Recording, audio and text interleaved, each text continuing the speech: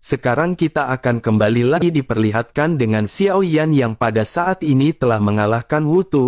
Semua orang yang berada di sekitar pada saat ini benar-benar terkejut dengan apa yang baru saja terjadi. Mereka semua menyadari bahwa pertempuran sebelumnya ada hubungannya dengan kecerobohan dari Wu Tu.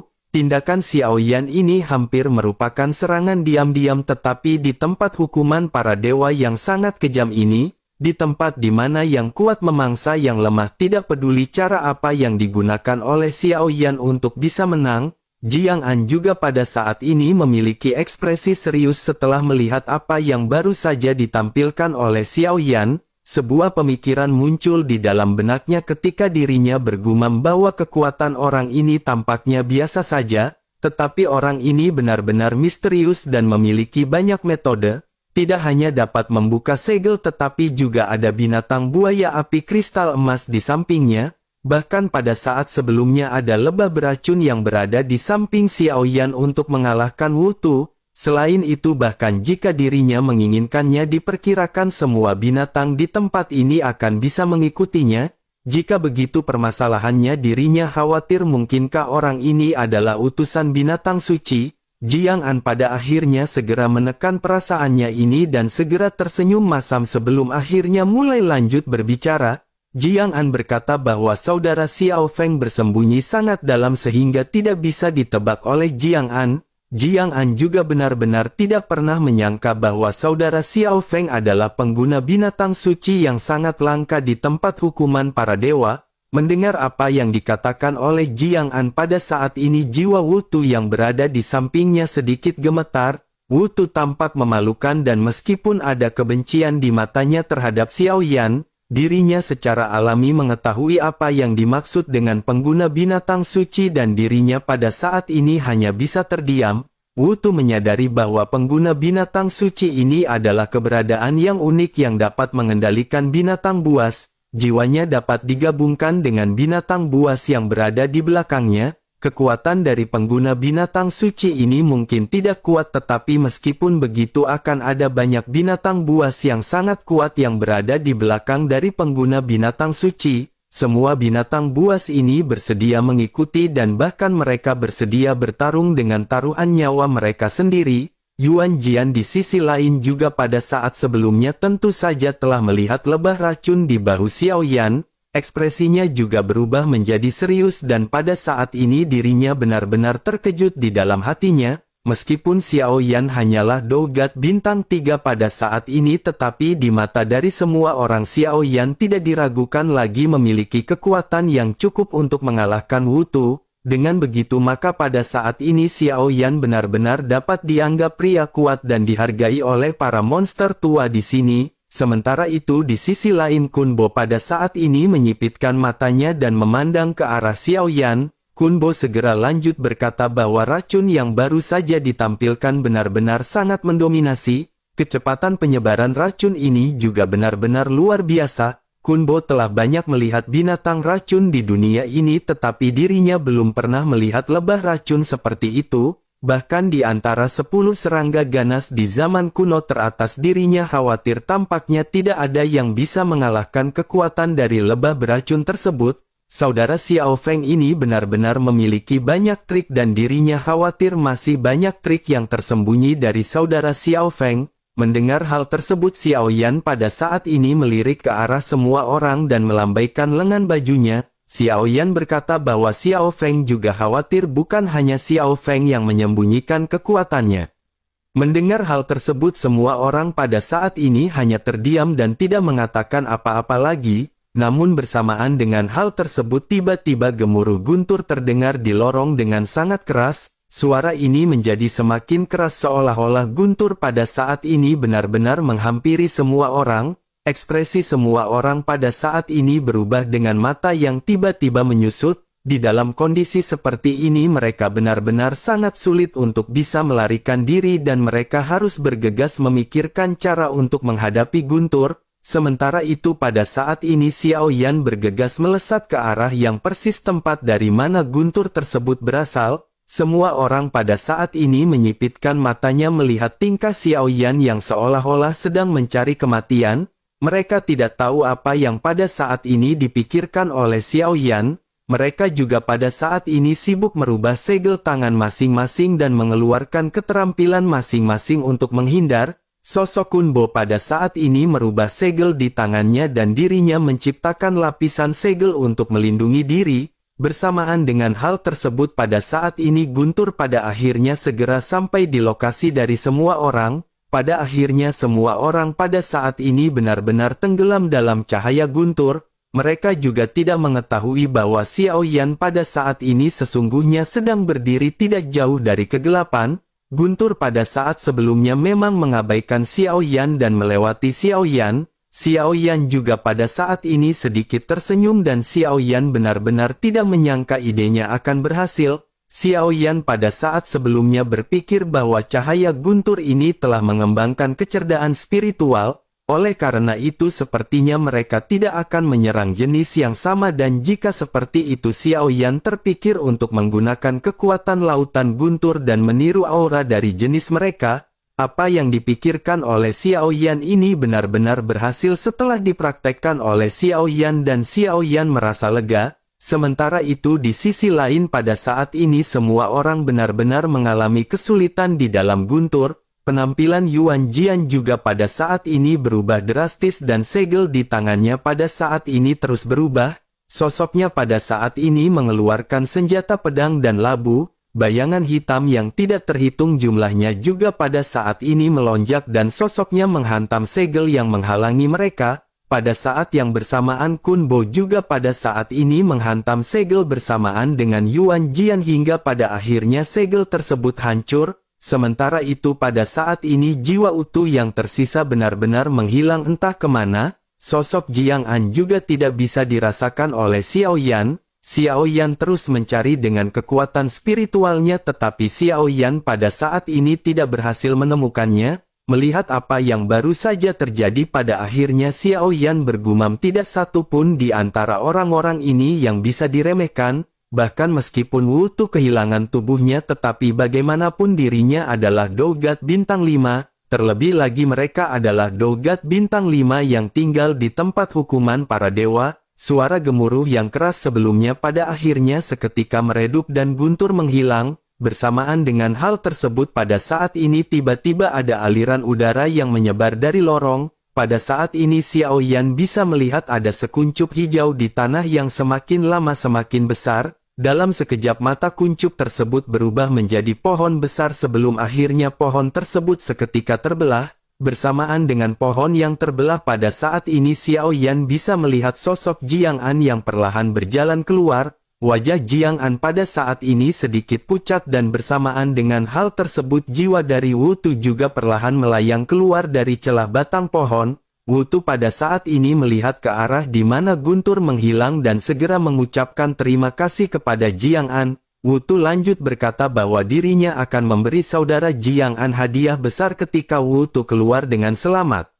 Mendengar hal tersebut Jiang An pun segera berkata bahwa saudara Wu Tu pada saat ini tidak perlu bersikap terlalu sopan. Bagaimanapun Jiang An mengundang mereka untuk datang ke sini. Dengan begitu sudah tugas bagi Jiang An untuk melindungi mereka dari serangan bahaya. Menanggapi hal tersebut Wu Tu pada saat ini menganggukkan kepalanya dengan ekspresi sedikit pucat. Setelah itu dirinya pun lanjut berkata bahwa baik Yuan Jian maupun Kun Bo memiliki cara masing-masing untuk mendapatkan keuntungan.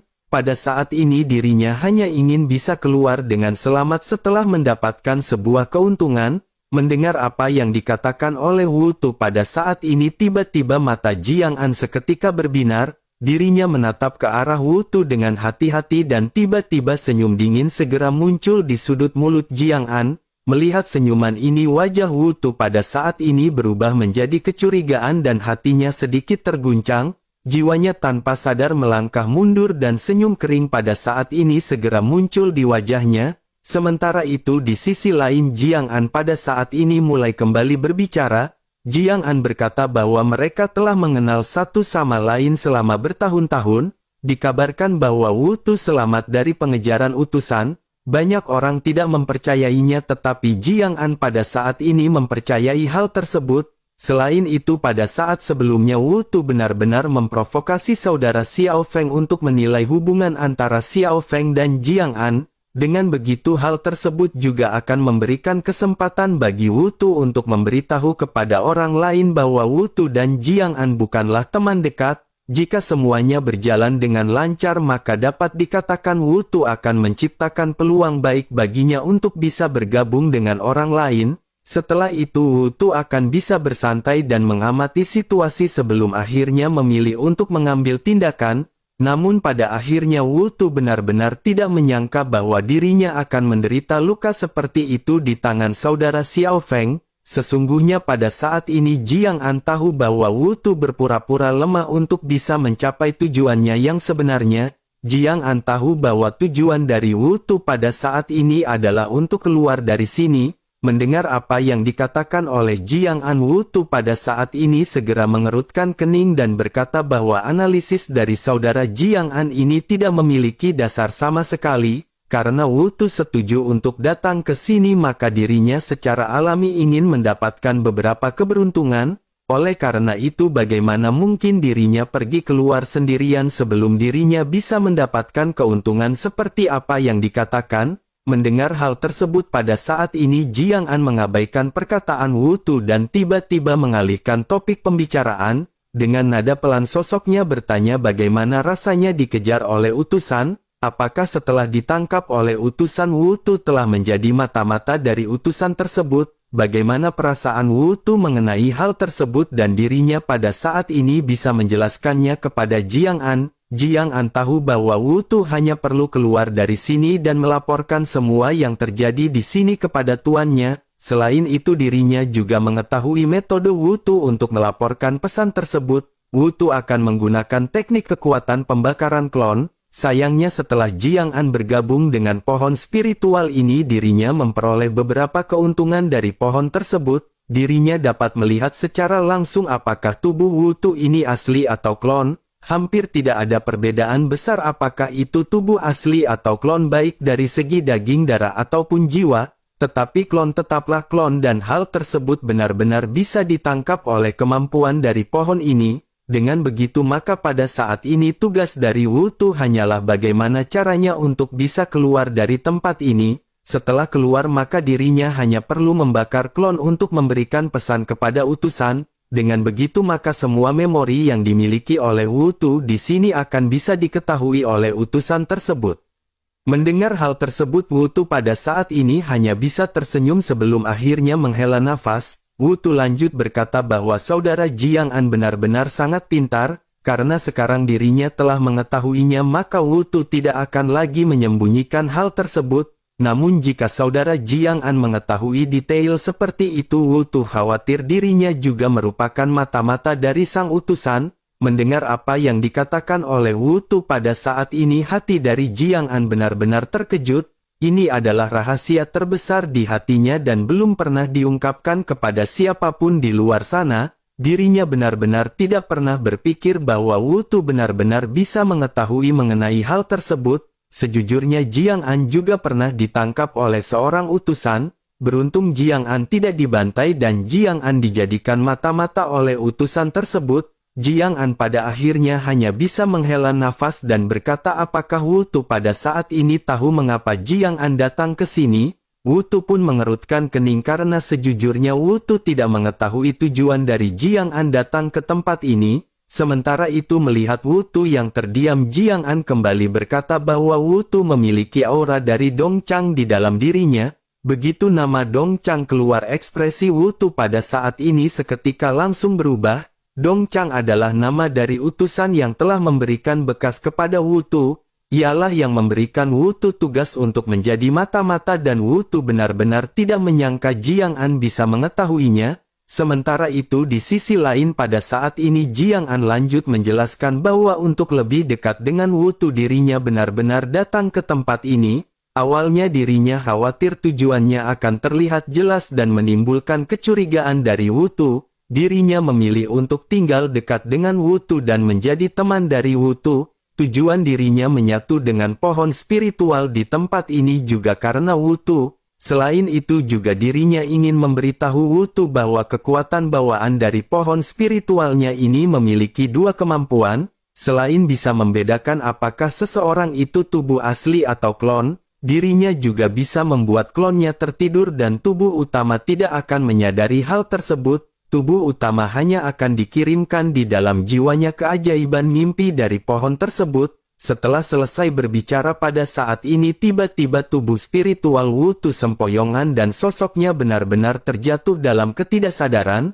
Sementara itu pada saat ini Jiang An segera bergumam sendirian. Sosoknya menggumamkan nama Dong Chang dan berkata bahwa leluhurnya merupakan mata-mata dari Dong Chang pada saat itu. Dari generasi ke generasi mereka telah membantu mencari tahu semua informasi yang diinginkan oleh Dong Chang. Dong Chang berjanji untuk memberinya kebebasan, begitu juga dengan klan Jiang. Tetapi pada akhirnya Jiang An mengetahui bahwa kebebasan ini sebenarnya hanyalah sebuah kamuflase. Justru Dong Chang benar-benar membantai banyak orang dari klan Jiang dan dirinya akan memberikan perhitungan. Dirinya akan membuat Dong Chang membayar harga yang sepadan dengan hal tersebut. Setelah selesai berbicara pada akhirnya sosok dari Jiang An pada saat ini segera bergegas menuju ke arah lorong yang terbuka. Sementara itu Xiao Yan pada saat ini tentu saja mendengar dan melihat apa yang terjadi pada saat sebelumnya. Beruntung kekuatan spiritual Xiao Yan lebih kuat daripada Jiang An dan sosok Xiao Yan tidak diketahui.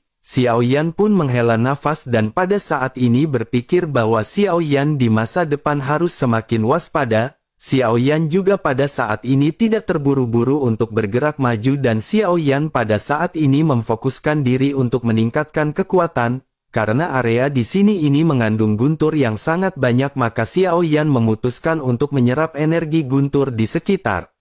Situasi di sini benar-benar tidak bisa dianggap sebagai sebuah permainan dan Xiao Yan pada saat ini harus memantapkan diri untuk menjadi semakin kuat. Xiao Yan pada akhirnya duduk bersila dalam kegelapan dan mulai menyerap kekuatan guntur di dinding batu sekitar. Xiao Yan juga pada saat ini melesatkan kekuatan spiritualnya untuk mendeteksi lingkungan sekitar dan bahaya. Di dalam dinding batu di sekitar pada saat ini sambaran petir terus-menerus muncul. Meski sambaran petir ini memiliki kekerasan tetapi Xiao Yan sudah cukup kuat untuk bisa menekan guntur tersebut. Pada akhirnya Xiao Yan secara langsung menyerap guntur yang dipenuhi dengan kekerasan tersebut. Selama guntur ini masuk ke dalam tubuh Xiao Yan dengan waktu yang cukup, lautan guntur di dalam dantian Xiao Yan pasti akan segera meningkat ke level yang lebih tinggi. Lautan guntur di tubuh Xiao Yan ini akan menentukan kekuatan fisik Xiao Yan dan semakin besar dari lautan guntur maka dengan begitu akan semakin kuat kekuatan fisik yang dimiliki oleh Xiao Yan. Selain itu kekuatan guntur yang terkandung dalam kristal guntur di dinding batu ini juga berkali-kali lebih kuat daripada guntur di tempat lain. Dengan begitu maka kecepatan pembentukan lautan guntur Xiao Yan tentu saja akan berkali-kali lipat. Pada akhirnya seiring dengan berjalannya waktu pada saat ini lautan guntur di tubuh Xiao Yan telah mencapai 15.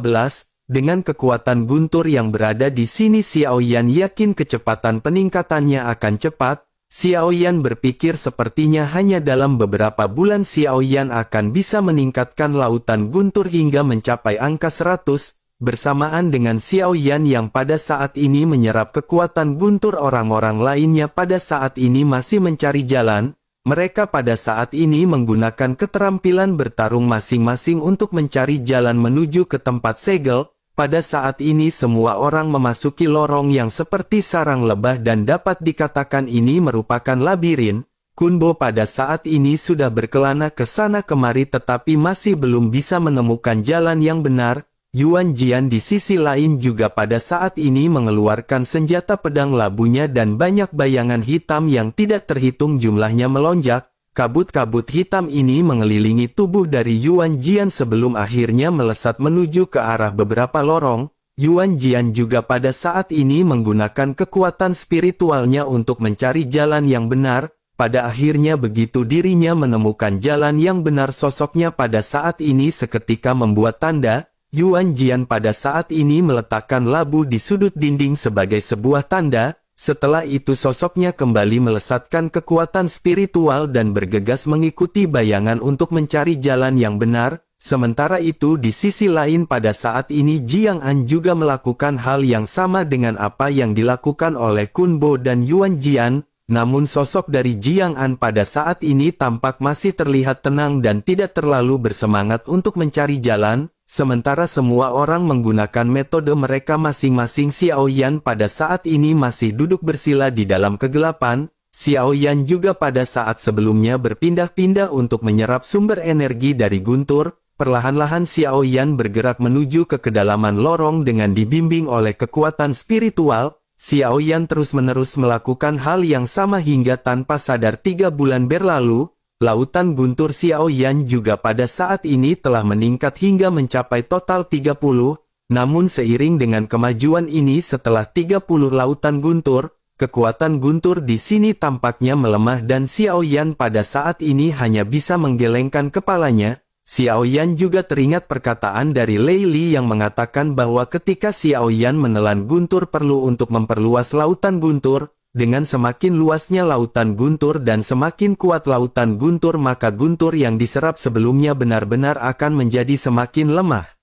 Untuk meningkatkan dengan cepat maka Xiao Yan pada saat itu harus mencari guntur yang lebih kuat daripada guntur yang pada saat ini diserap oleh Xiao Yan. Namun meskipun begitu Xiao Yan pada saat ini masih terus-menerus menyerap kekuatan guntur, Xiao Yan juga terus-menerus bergerak maju dengan dibimbing oleh kekuatan spiritual untuk mencari jalan kebenaran. Bersamaan dengan hal tersebut setelah beberapa saat berlalu Xiao Yan bisa merasakan keberadaan dari seseorang.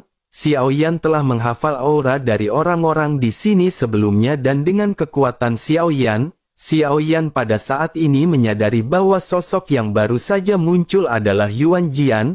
Xiao Yan pada akhirnya menunggu beberapa saat dan menemukan bahwa Yuan Jian pada saat ini berada di bawah. Xiao Yan pada saat ini menatap ke arah Yuan Jian yang tidak mengetahui posisi Xiao Yan. Pada saat ini Yuan Jian terlihat celingak-celinguk dan tidak tahu apakah dirinya sedang tersesat atau mencari sesuatu. Namun pada akhirnya setelah memperhatikan Yuan Jian pada saat ini Yuan Jian sepertinya sedang mencari sesuatu. Xiao Yan pada saat ini juga tahu bahwa kekuatan spiritual Yuan Jian ini lebih lemah daripada Xiao Yan. Itulah mengapa pada saat ini keberadaan Xiao Yan tidak bisa terdeteksi oleh Yuan Jian. Xiao Yan pada akhirnya mendekati tempat di mana Yuan Jian berada di dalam kegelapan. Sementara itu Yuan Jian pada saat ini mengerutkan kening dan menggumamkan sesuatu seolah-olah sedang mencari sesuatu. Xiao Yan juga pada saat ini bisa melihat labu yang berada di bawah kaki Yuan Jian dan bayangan hitam pada saat ini terus bermunculan. Bayangan hitam ini membuat Xiao Yan merasa sedikit berdebar-debar. Xiao Yan pun memandang labu tersebut dan matanya pada saat ini sedikit menyusut. Sementara itu pada saat ini Yuan Jian tiba-tiba melihat ke salah satu lorong dan pada akhirnya menggerakkan tubuhnya bergegas menuju ke lorong tersebut. Yuan Jian meninggalkan labu dan Xiao Yan pada saat ini dengan sedikit pemasaran segera menghampiri labu yang ditinggalkan Yuan Jian. Setelah sedikit memperhatikan Xiao Yan tiba-tiba mendapatkan ide yang berani. Xiao Yan pada akhirnya tanpa banyak basa-basi segera mengambil labu tersebut dan melesat ke tempat lain. Bersamaan dengan Xiao Yan yang mengambil labu tersebut tentu saja pada saat ini Yuan Jian segera menyadarinya. Namun Yuan Jian mengabaikan hal tersebut dan pada saat ini masih terus-menerus melesat mengikuti bayangan hitam yang membimbingnya. Namun setelah sekian lama pada akhirnya Yuan Jian tiba-tiba menyadari sesuatu. Yuan Jian tampak telah melewati tempat ini dan Yuan Jian pada saat ini mengerutkan kening. Barulah pada saat ini Yuan Jian menyadari bahwa perasaan yang sebelumnya dirinya rasakan sepertinya berkaitan dengan labu miliknya. Yuan Jian pada akhirnya menghela nafas dan pada saat ini berpikir sepertinya harta karun labu berharga miliknya telah dirampas oleh orang lain.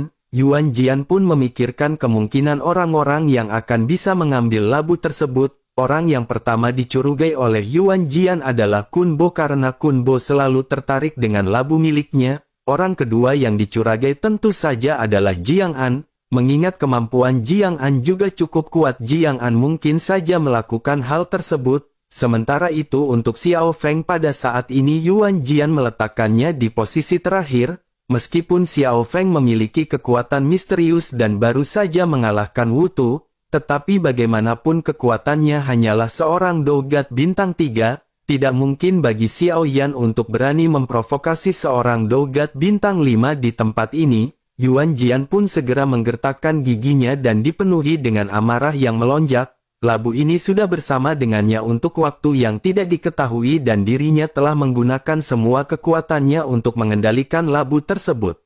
Namun hingga saat ini dirinya benar-benar tidak bisa mengendalikan sepenuhnya labu tersebut. Dirinya hanya bisa menggunakan kekuatan labu tersebut sebanyak 20%, tetapi meskipun begitu 20% ini benar-benar sudah sangat membantu Yuan Jian. Yuan Jian juga sesungguhnya tidak tahu asal dari manakah lambu tersebut berada dan Yuan Jian secara tidak sengaja menemukannya. Dapat dikatakan bahwa harta karun labu ini benar-benar merupakan harta karun yang sangat berharga bagi Yuan Jian. Yuan Jian hanya bisa menekan emosinya pada saat ini dan memutuskan untuk segera kembali melakukan pencarian. Yuan Jian terus-menerus mencari jalan untuk menuju ke segel berikutnya sambil melesatkan kekuatan spiritualnya mencari keberadaan labu. Bersamaan dengan Yuan Jian yang pergi pada saat ini sosok Xiao Yan masih belum pergi dari tempat sebelumnya. Xiao Yan hanya bisa memperhatikan Yuan Jian yang bergegas sebelum akhirnya Xiao Yan pada saat ini segera menggenggam labu harta karun milik Yuan Jian. Alasan mengapa Yuan Jian tidak bisa merasakan labu harta karun miliknya adalah karena Xiao Yan sudah merusak labu harta karun tersebut. Tentu saja Xiao Yan tidak bisa menghapus tanda yang ditinggalkan oleh Yuan Jian dalam waktu singkat. Namun Xiao Yan telah mengirim labu harta karun tersebut ke dalam pagoda pemurnian untuk menyembunyikan auranya. Xiao Yan pada akhirnya menghela nafas dan setelah kepergian dari Yuan Jian ini Xiao Yan segera kembali memasuki lorong dan menemukan posisi yang relatif aman. Xiao Yan pada saat ini memutuskan untuk bersila dengan tenang sambil menyerap sumber energi guntur yang berada di sekitar. Xiao Yan juga pada saat ini berinisiatif untuk mengecek apa yang pada saat ini terkandung di dalam labu tersebut. Labu ini benar-benar membuat Xiao Yan cukup tertarik dan Xiao Yan menaruh banyak perhatian kepada labu tersebut. Xiao Yan pada saat ini bisa merasakan bahwa meskipun penampilan labu ini terlihat biasa tetapi ada sesuatu di dalamnya. Xiao Yan pun menenangkan diri dan memutuskan untuk memeriksa labu tersebut setelah melakukan sedikit pelatihan dalam menjinakkan jamur atau yang disebut juga dengan janda yang bisa dibawa tidur.